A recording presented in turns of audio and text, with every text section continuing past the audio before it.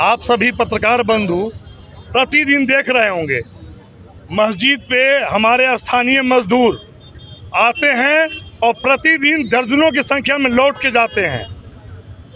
साथ ही बंगाल में ज़्यादातर दलितों पर और पूर्ण तरीके से केवल हिंदू पर जिस तरीके से घर में आगजनी की गई, हत्या की गई, सामानों को लूट लिया गया, उसके बाद कश्मीर में हिंदू धर्म पूछ करके हत्या किया गया, तो यहाँ पे उपस्थित सारे हिंदू भाई, सारे सनातनी शेर एक ही संकल्प है, स्थानीय मजदूरों का रोजगार नहीं छीनने देंगे।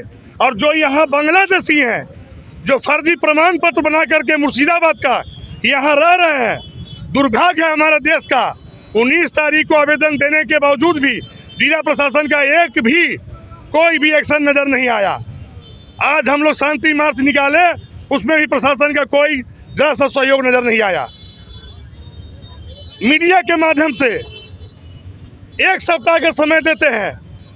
हम आग्रह पूर्वक जो भी बांग्लादेशी मजदूर भाई, हम अभी भी मजदूर भाई कह रहे हैं, वो गरीब हैं।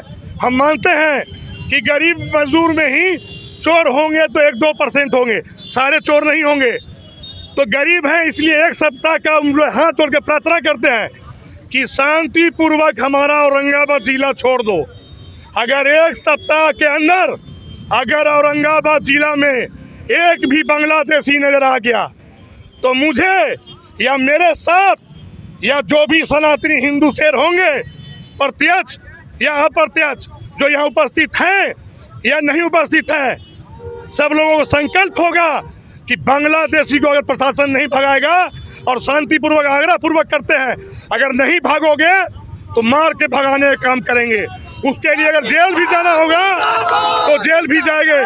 और साथ ही एक चीज संदेश भी देना चाहते हैं कि जो बांग्लादेशी भले ही फर्जी प्रमाण पत्र बनवा करके मुर्शिदाबाद में रह रहे हैं, अगर वो चाहते हैं कि हिंदुस्तान में शालीनता पूर्वक रहना चाहते हैं तो उनको मात्र एक काम करना होगा, जो औरंगाबाद छोड़ेंगे, जो पूरा भारत छोड़ेंगे, तो जा करके मुर्शिदाबाद में जो दंगाई हैं, जो हत्यारे हैं, उनके खिलाफ अगर तुम प्रदर्शन करते हो, उनको फांसी की मांग करते हो, तो पुनः मैं तुम्हारा स्वागत करके बुलवाऊंगा और पुनः रोजगार दूंगा। लेकिन अगर उन लोगों के खिलाफ तुम आंदोलन नहीं करोगे तो मन से या बेमन से उसकी जो भी कीमत चुकाने पड़े, औरंगाबाद समेत पूरा भारत छोड़ना होगा। और चैनल के मीडिया के माध्यम से पूरे भारतवर्ष के सनातनियों से आग्रह करते हैं और विनती करते हैं कि जागो।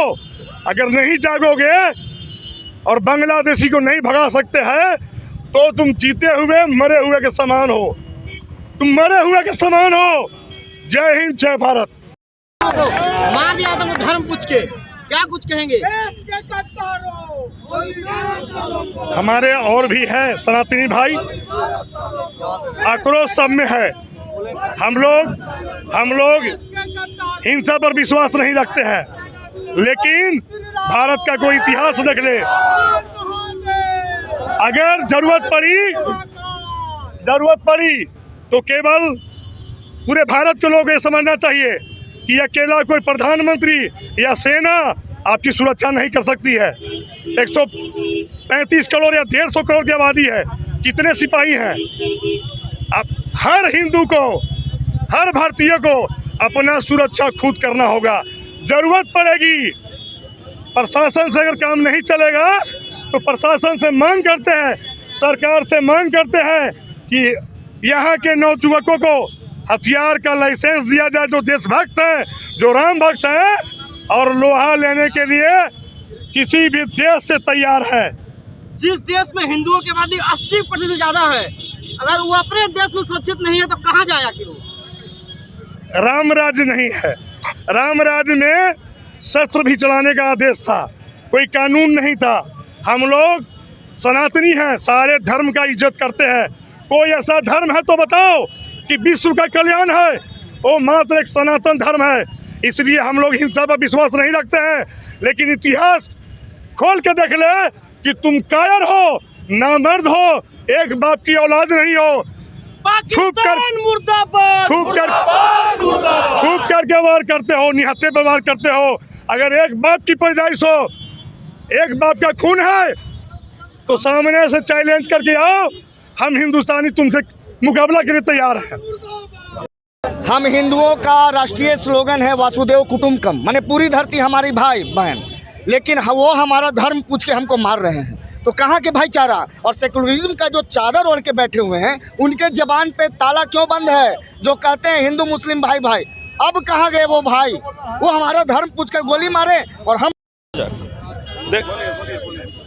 क्या कुछ कहेंगे जो देश में घटना घटी है? देश में घटना जो घटी है यह निंदनीय है। शुरू से हम लोग निंदा करते आए हैं, लेकिन निंदा और भर्त्सना से काम नहीं चलेगी। यथाशक्ति अब गीता में कहा गया है कि यदा यदा ही धर्मस्य ग्लानिर्भवति भारत अभ्युत्थानाय धर्मस्य विनाशाय च दुष्कृताम, दुष्टों का संहार कर दो। यानी कि यदि शास्त्र से संस्कृति और सभ्यता की रक्षा होती तो तक्षशिला विश्वविद्यालय, नालंदा विश्वविद्यालय नहीं जलता।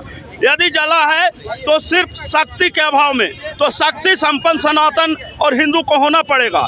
ये जो भाईचारा के नारा देते हैं, ये चारा बनाते हैं। इस चीज़ों के चारा के फेर में नहीं पड़ना है। हम लोग को स्वयं जमीन बेचना पड़े, सोना बेचना पड़े, लेकिन लोहा रखना पड़ेगा।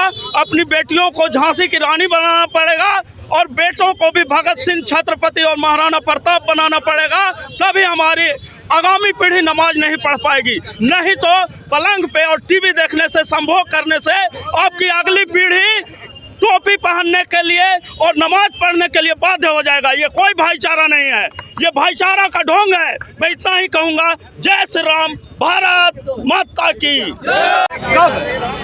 मैं तो इतना ही कहूँगा, यहाँ औरंगाबाद जिला से संपूर्ण भारत के हिंदू वर्ष में जितने भी भारत में रहने वाले युवा, गार्जियन भाई लोग हैं, पहले तो हमें बेहोश से होश में आने की जरूरत है।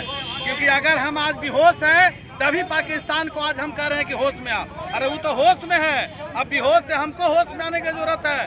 और मैं माननीय प्रधानमंत्री जी से कहना चाहता हूँ कि आपको पूर्ण बहुमत से सरकार लोकतंत्र में बनाया गया है।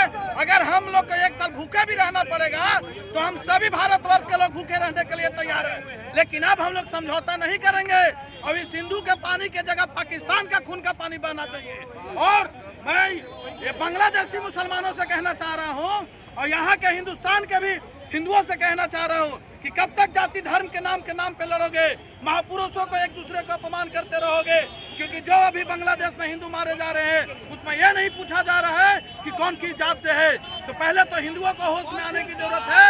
और यहाँ के जितने भी लोकल ठेकेदार हैं और मजदूर भाई हैं, उन सभी से मैं रिक्वेस्ट करता हूँ कि आप लोग छोड़िए, अपना काम सारा छोड़िए।